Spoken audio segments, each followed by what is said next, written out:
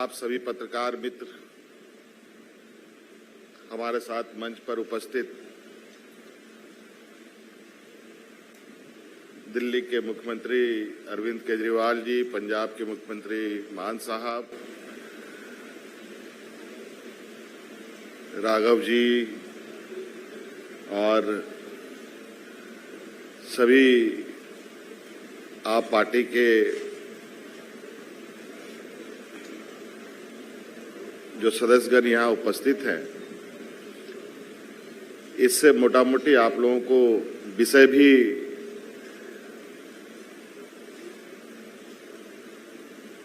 का भी आप लोग आकलन लगा पा रहे हैं कि आज किस विषय को लेकर यहाँ आए हैं। और मैं चाहूंगा कि इस विषय पर बड़े भाई अरविंद केजरीवाल जी कुछ बात रखें, तत्पश्चात मैं अपनी बातों को रखूंगा। सबसे पहले मैं झारखंड के ऑनरेबल सीएम हेमंत सोरेन जी का तहे दिल से शुक्रिया अदा करना चाहता हूं कि आज उन्होंने बहुत ही वार्म और अफेक्शनेट तरीके से हम लोगों को रिसीव किया, हमें मिलने का समय दिया, हमारे साथ बहुत लंबी चर्चा की। हेमंत जी के साथ हमारा काफ़ी समय से बहुत एक तरह से भाई का रिश्ता है, मैं अगर कह सकूं तो, और आपस में हम लोग कई विषयों पे समय समय पे चर्चा करते रहते हैं। आप सब लोग जानते हैं कि हम पूरे किस तरह से दिल्ली के लोगों के साथ अभी पिछले महीने बहुत बड़ा अन्याय हुआ, दिल्ली के लोगों का बहुत बड़ा अपमान किया गया, उनके जनतांत्रिक हक छीन लिए गए। सुप्रीम कोर्ट ने बहुत क्रांतिकारी फैसला दिया। सुप्रीम कोर्ट ने कहा कि दिल्ली के लोग जो सरकार चुनते हैं, उस सरकार को काम करने के लिए सारी शक्तियां प्रदान की जा रही हैं। सुप्रीम कोर्ट ने सारी शक्तियां दिल्ली की सरकार को, दिल्ली एक यूनियन टेरिटरी माना जाता है, इसलिए समय समय पे मोदी सरकार ने हमसे बहुत सारी शक्तियां छीन ली थी, लेकिन 11 मई को सुप्रीम कोर्ट ने आदेश पारित करके वो सारी शक्तियां दिल्ली के लोगों को वापस, दिल्ली की चुनी हुई सरकार को, कि दिल्ली के लोग जिस भी सरकार को चुनेंगे, चाहे इस पार्टी की चाहे उस पार्टी की, उस सरकार को काम करने के पूरे अधिकार होंगे। दुर्भाग्यवश 11 मई को ये ऑर्डर आया और 19 मई को, 8 दिन के अंदर 19 मई को रात को 10 बजे, रात के अंधेरे में मोदी सरकार ने अध्यादेश जारी करके सुप्रीम कोर्ट के आदेश को पलट दिया। मोदी सरकार ने कहा कि नहीं, दिल्ली की सरकार को हम काम नहीं करने देंगे, दिल्ली वाले जो मर्जी सरकार चुने उसको हम काम नहीं करने देंगे, उसके पास काम करने के लिए कोई शक्तियां नहीं होंगी। ये तो एक तरह से दिल्ली के लोगों का अपमान है, दिल्ली के लोगों के अधिकार छीन लिए गए और दिल्ली के लोगों को बिल्कुल एक तरह से जनतंत्र के अंदर एक बेदखल कर दिया गया, पूरी की पूरी दिल्ली के 2 करोड़ लोगों को। अब ये जो अध्यादेश जारी किया गया है, ये संसद में आएगा, संसद के मॉनसून सेशन में। तो बीजेपी की लोकसभा में तो बहुमत है, लेकिन राज्यसभा में बीजेपी के पास बहुमत नहीं है। उनकी 93 सीट्स हैं 238 में से। तो अगर नॉन बीजेपी सारी पार्टियां इकट्ठी हो जाएं तो इस अध्यादेश को हराया जा सकता है, इसको बिल को हराया जा सकता है। ये बात केवल दिल्ली की नहीं है, ये बात इस देश के जनतंत्र की है, फेडरल प्रिंसिपल्स की है। आज ये दिल्ली के लिए ऐसा अध्यादेश लाए हैं, कल ये ऐसा ही अध्यादेश झारखंड के लिए ला सकते हैं, राजस्थान के लिए ला सकते हैं, पंजाब के लिए ला सकते हैं, हरियाणा के लिए ला सकते हैं, तमिलनाडु के लिए ला सकते हैं। किसी भी राज्य के ऊपर कानून पास करके, अध्यादेश पास करके उसके हकों को छीना जा सकता है। ये तो एक तरह से देश की आजादी की बात है कि जनता सरकार चुनती है और सरकार के पास जनता के सपने पूरे करने के लिए, उनकी जरूरतों को पूरे करने के लिए सारे अधिकार होने चाहिए। ये एक तरह से संविधान के साथ छेड़छाड़ कर रहे हैं, संविधान के बेसिक मूल्यों के साथ छेड़छाड़ कर रहे हैं। हर हिंदुस्तानी का फर्ज है कि इस अध्यादेश का विरोध किया जाए। अभी हम पूरे देश भर में घूम रहे हैं और हमें सभी पार्टियों का बहुत अच्छा सहयोग मिला। आज काफ़ी लंबी चर्चा हुई हेमंत जी से और मैं दिल्ली के लोगों की तरफ से हेमंत जी का और उनकी पार्टी का तहे दिल से शुक्रिया अदा करना चाहता हूं कि उन्होंने पूरा सहयोग देने का हमें आश्वासन दिया है कि संसद के अंदर भी और संसद के बाहर भी जनतंत्र को कुचलने के लिए ये जो अध्यादेश लाया गया है इसके खिलाफ वो पूरा हमें समर्थन देंगे। और दूसरी पार्टियों से भी मेरी सबसे अपील है, वैसे मैं सबसे जाके मिल रहा हूँ, सबका समर्थन भी मिल रहा है, लेकिन बाकी और अन्य पार्टियों से भी अपील है कि वो भी जन विरोधी, राष्ट्र विरोधी ये जो कानून है इसका विरोध करें। हेमंत जी से मैं फिर से शुक्रिया अदा करता हूँ। एक तरह से झारखंड के लोगों का आज दिल्ली के लोगों को समर्थन मिला है, तो दिल्ली के लोग बहुत आभारी हैं, हेमंत जी के भी, उनकी पार्टी के भी और झारखंड के लोगों के भी।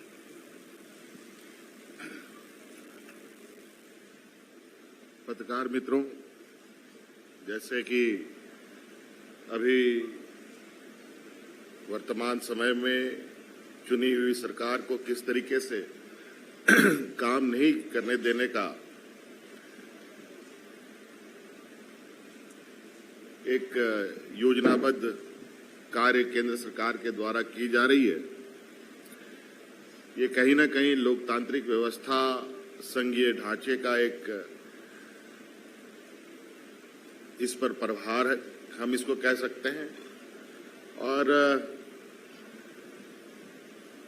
जो इस देश की ताकत जिसको हम कह सकते थे, अनेकता में एकता, उस पर भी ये बड़ा प्रहार है।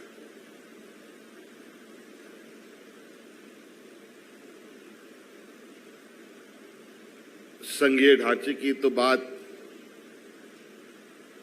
केंद्र सरकार करती है, लेकिन कार्य उसके बिल्कुल विपरीत होती है। आज बिल्कुल ये स्पष्ट रूप से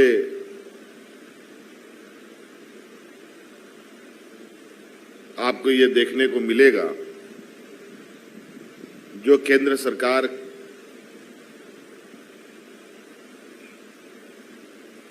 के सहयोगी सरकार नहीं है, उन सभी सरकारों की कमोवेश एक सी स्थिति है।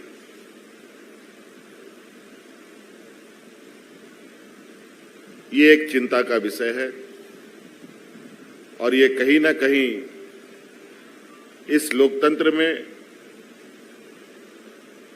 आम नागरिक और जनता की भी बहुत बड़ी भूमिका है। विधायक, सांसद, मंत्री, मुख्यमंत्री, प्रधानमंत्री, ये तो एक माध्यम है।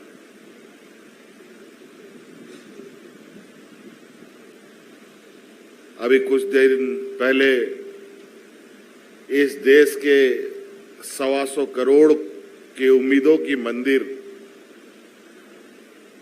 लोकसभा का उद्घाटन हुआ। उस दिन सिर्फ लोकसभा का ही उद्घाटन नहीं, उस दिन उसी लोकतंत्र के मंदिर के चंद कदमों पर और भी कई 2-3 घटनाएं घटी।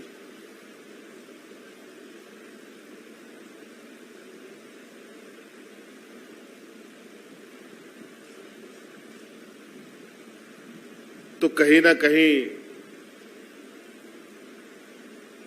ये सिर्फ सरकारों पर, जो गैर भाजपा शासित सरकारें हैं, उन पर प्रहार नहीं है, बल्कि उस राज्य की जनता के ऊपर प्रहार है।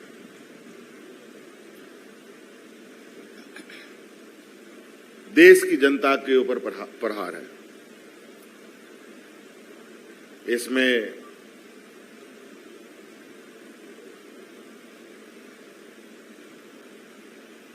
इस विषय को लेकर हम अभी और गहराई से पार्टी के अंदर चर्चा करेंगे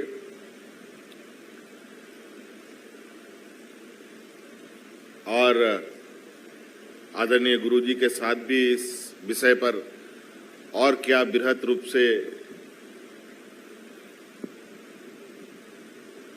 इस पर लोकतांत्रिक व्यवस्था को मजबूत करने पर आगे बढ़ा जाए, इस पर हम लोग काम करेंगे। और आज मैं समझता हूं कि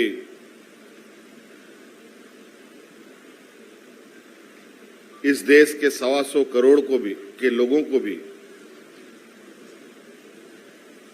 वर्तमान व्यक्तिगत अपनी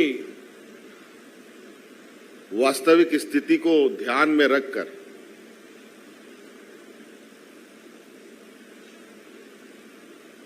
देश के लोकतंत्र का हिस्सा बनने का प्रयास हो।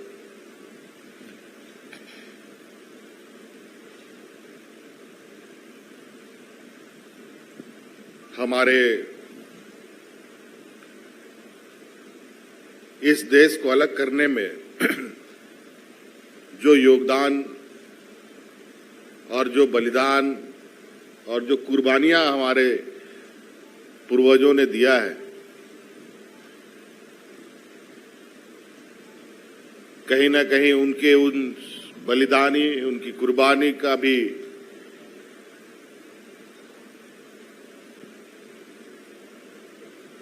मजाक उड़ाने का प्रयास है। और इस लोकतंत्र को बचाने का भी जो सब लोगों की भूमिका है, उसको कैसे सुनिश्चित किया जाए,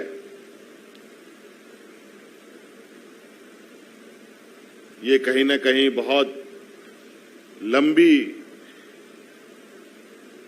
और मजबूती के साथ एक बाबा भीमराव अंबेडकर जी के द्वारा जो स्थापित लोकतंत्र है, उसको बचाने की आवश्यकता है। आज इसी कड़ी में विभिन्न राज्यों से होते हुए बड़े भाई केजरीवाल जी यहाँ आए हैं, मान साहब भी, पंजाब के मुख्यमंत्री भी यहाँ उपस्थित हैं और इस विषय पर सभी राज्यों में चर्चाएं हो रही हैं। दिल्ली के अंदर झारखंड के भी लोग हैं, बिहार के भी लोग हैं, यूपी के भी लोग हैं, केरल के भी लोग हैं, महाराष्ट्र के भी लोग हैं।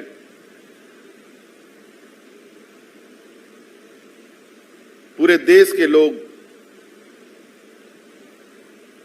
और पूरा देश का जनप्रतिनिधि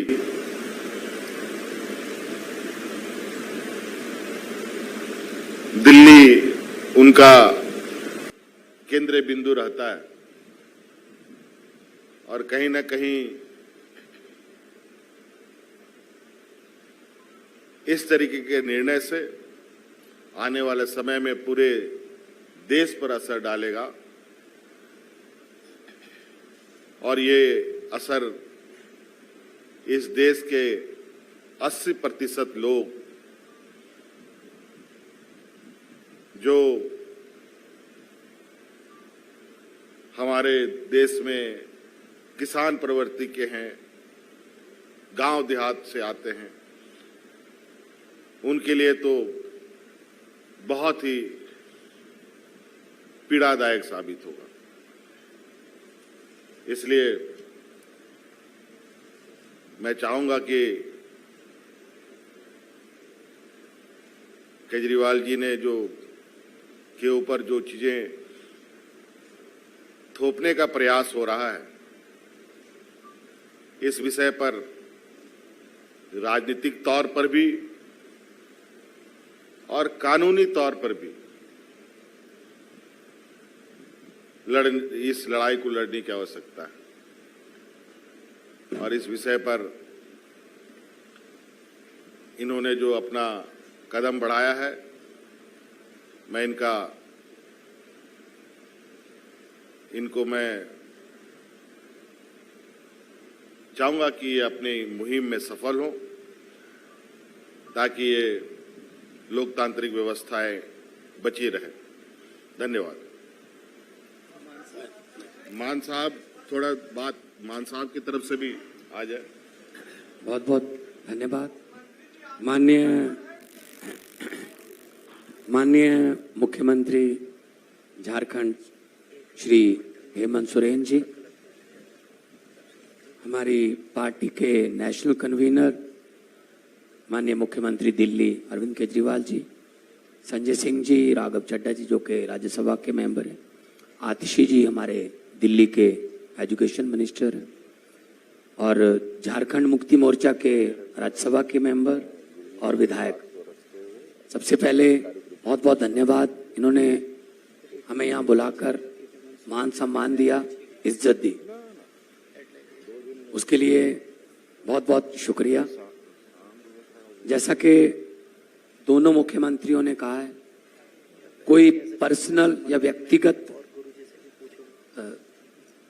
समस्या लेके नहीं आए। ये लोकतंत्र की जो हत्या हो रही है देश में, उसको बचाने की मुहिम है।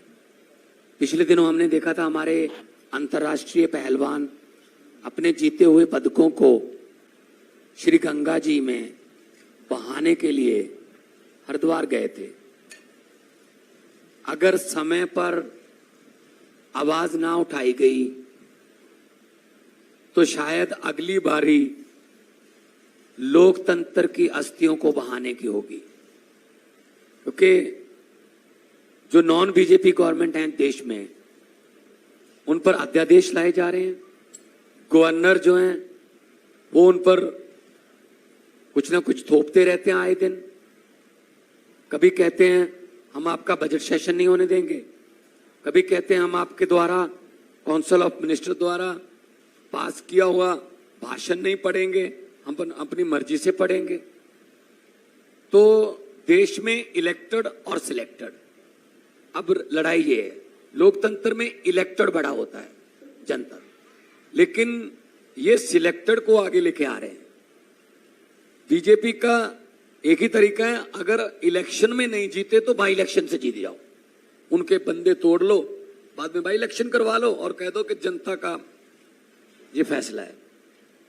सो आज झारखंड मुक्ति मोर्चा, जो कि पार्टी के नाम में ही मोर्चा लिखा हुआ है, ये आंदोलन से निकली हुई पार्टी है, और हमारी पार्टी भी एक आंदोलन से निकली हुई पार्टी है। तो हम लोगों को एक और आंदोलन करना पड़ेगा। 140 करोड़ जनता देश की ये उम्मीद करती है कि आने वाले दिनों में अगर देश में लोकतंत्र को बचाना है, इलेक्शन को बचाना है, तो हमें आवाज उठानी पड़ेगी कि ऐसे फरमान जो केंद्र सरकार की तरफ से आते हैं, जो फेडरल स्ट्रक्चर को कमजोर करते हैं, उनके खिलाफ हम आवाज उठाएं एक होकर। आपस की लड़ाइयां, छोटी मोटी वैचारिक मतभेद चलते रहते हैं, लेकिन जब देश की बात हो तो हमें एक होना पड़ेगा। और मुझे खुशी इस बात की है कि हम जगह जगह गए और सभी लोग इस बात से सहमत हैं कि हम 140, मैं विपक्ष नहीं इसको कहते हैं, हम कहते हैं देशभक्त पार्टियां, देशभक्त लोगों को इकट्ठे होना पड़ेगा इस देश की डेमोक्रेसी को बचाने के लिए। जैसा कि माननीय हेमंत सोरेन जी ने कहा था कि बहुत कुर्बानियां देकर हमारे पुरखों ने इस देश को हमें लेकर दिया है, बहुत बड़ी बड़ी कुर्बानियां। शहीद आजम भगत सिंह से लेके करतार सिंह सराभा से लेकर और चंद्रशेखर आजाद, सुभाष चंद्र बोस, बिरसा मुंडा जी, नाम गिनते थक जाओगे आप उन स्वतंत्रता सेनानियों के लिए जिन्होंने लड़ाइयां लड़ी, फिर देश मिला। ये किसी के बाप की जागीर नहीं है, लेकिन ये समझते हैं हम ही चलाएंगे। जैसा कि अरविंद केजरीवाल जी ने कहा, इन्होंने 10 बजे रात को अध्यादेश क्यों जारी किया? क्योंकि 5 बजे सुप्रीम कोर्ट में छुट्टियां हो गई थी। तो इन्होंने कहा छुट्टियां हो गई, अब 10 बजे अध्यादेश जारी कर दो, सुप्रीम कोर्ट में नहीं जा सकते। तो सुप्रीम कोर्ट की भी नहीं अगर मानते तो किसकी मानेंगे? तो अहंकार हो गया है बहुत ज्यादा इनको। तो अहंकार जो है वो परमात्मा अहंकार को ठीक कर देता है। कुदरत बहुत बलवान है, कुदरत बहुत बलवान है। ये राजाओं से भीख मंगवा देती है, ये भिखारियों के सर पे ताज टिका देती है। सो वक्त है, वक्त से डरना चाहिए। मैं भी बहुत निम्रता सहित बेनती करता हूं केंद्र सरकार को, अहंकार मत करो, क्योंकि जनता है, लोकतंत्र में जनता बड़ी है। जनता, लोग जब चाहें आदमी अर्श पर और लोग जब चाहें आदमी फर्श पर। बहुत बहुत धन्यवाद।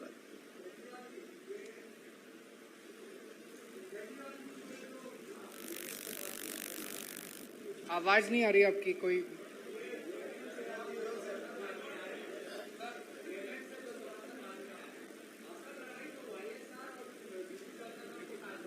उनको भी करेंगे, सबको, सबके पास जाएंगे।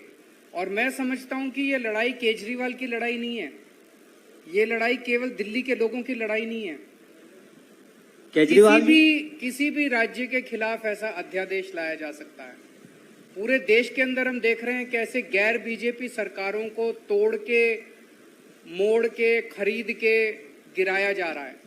झारखंड के अंदर मैं हेमंत जी को बधाई देना चाहता हूं कि यहां भी उन्होंने कोशिश की इनकी सरकार तोड़ के गिराने की, लेकिन इन्होंने उनकी षड्यंत्र को असफल कर दिया।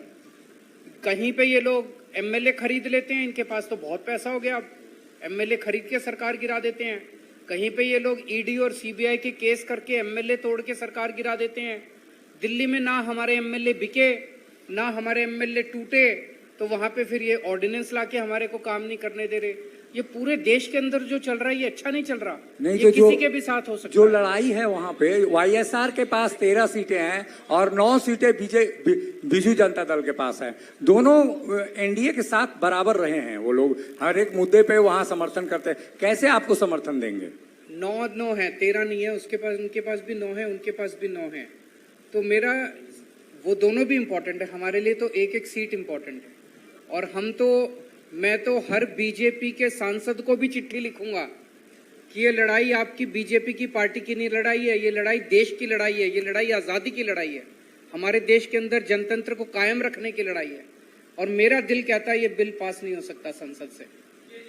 केजरीवाल जी, जिस तरह से कांग्रेस अब तक इस पर किसी भी समर्थन पे बात नहीं किया है और राज्यसभा में इस अध्यादेश को गिराने के लिए कांग्रेस की अहम भूमिका है, तो क्या कांग्रेस से बातचीत आगे बढ़ी है? बढ़ेगी, जरूर बढ़ेगी, क्यों नहीं बढ़ेगी। हमने उनको टाइम मांगा है और हमें जरूर उम्मीद है कि वो टाइम देंगे भी। और वो संसद के अंदर इस ऑर्डिनेंस को गिराने में, मतलब मैं सोच नहीं सकता कि कोई भी पार्टी इस अध्यादेश के पक्ष में कैसे वोट कर सकती है। और ये जैसे मैंने कहा, मेरी लड़ाई नहीं है, पूरा देश देख रहा है, पूरा देश देखेगा। तो कांग्रेस को ये तय करना है कि वो जनतंत्र के साथ है, संविधान के साथ है, देश के 140 करोड़ लोगों के साथ है, या मोदी जी के साथ है। केजरीवाल जी, मेरा सवाल ये है कि हेमंत सोरेन जी से आपकी मुलाकात हो रही है, दिल्ली में कांग्रेस आपके साथ नहीं है, क्या हेमंत जी धुरी बनेंगे, कड़ी बनेंगे उन आपके उस पूरे मामले में, ऑर्डिनेंस में कांग्रेस को और आपको एक मंच पे ला पाएंगे? देखिए, अभी तो ये सभी राजनीतिक दलों से बात कर रहे हैं और जब कांग्रेस की बात आएगी तो कांग्रेस के साथ भी इनकी वार्ता जरूर होगी, मेरा उम्मीद है। अभी और भी जगह लोगों से इनकी मुलाकात अभी चल ही रही है। कल ही एक तमिलनाडु से आ रहे थे। तो इस तरीके से जैसे जैसे समय है, अभी जो सदन आहूत होना है, कब आहूत होना है? जुलाई में आहूत होना है, तब तक ये मुहिम चलेगा। तब तक मैं समझता हूं कि सबसे बात हो जाएगी। अभी 1.5-2 महीने हैं जब ये बिल संसद में आएगा, और तब तक सबसे बात हो जाएगी। और आप चिंता मत कीजिए, विश्वास कीजिए मेरा कि जनता के सामने सभी पार्टियों को झुकना पड़ेगा। जनता के सामने, जनता सुप्रीम होती है जनतंत्र के अंदर। और एक मिनट, केजरीवाल ये जी, जो मेरा एक सवाल है आपसे। अध्यादेश है, ये पूरे देश की आजादी के ऊपर वार है, ये देश के आधार के ऊपर, फाउंडेशन के ऊपर वार है। हमारे जो स्वतंत्रता सेनानी लड़े थे, आजादी इसीलिए प्राप्त की थी कि इस देश के अंदर जनतंत्र होगा, जनता चुन के अपनी सरकार बनाएगी, सरकार को सारी शक्तियां होंगी काम करने के लिए, और वो चुनी हुई सरकार काम करेगी। आज हमारे देश के अंदर जिस तरह से सरकारें गिराई जा रही है, चुनी हुई सरकारें चोरी की जा रही है, चुनी हुई सरकारों के ऊपर डाका डाला जा रहा है, जिस तरह से चुनी हुई सरकारों को अध्यादेश पारित करके काम नहीं करने दिया जा रहा, ये आजादी की लड़ाई है। और इसमें मैं समझता नहीं कि कोई भी पार्टी क्यों नहीं साथ आएगी। सब पार्टियां साथ आएंगी, आप इंतजार कीजिए। हमने शुरू की है ये संघर्ष, सबके साथ जाके मिल रहे हैं, सबके दरवाजे पे जाएंगे, हर पार्टी के दरवाजे पे जाएंगे, हर व्यक्ति के दरवाजे पे जाएंगे। 140 करोड़ लोग, हमें अब वेस्ट बंगाल का साथ मिला, तमिलनाडु के लोगों का साथ मिला, बॉम्बे के, महाराष्ट्र के लोगों का साथ मिला, पंजाब के लोगों का साथ मिला, झारखंड के लोगों का साथ मिला, सारे देश भर में हम जा रहे हैं, सब लोगों का साथ मिल रहा है। क्यों नहीं साथ आएंगे लोग? केजरीवाल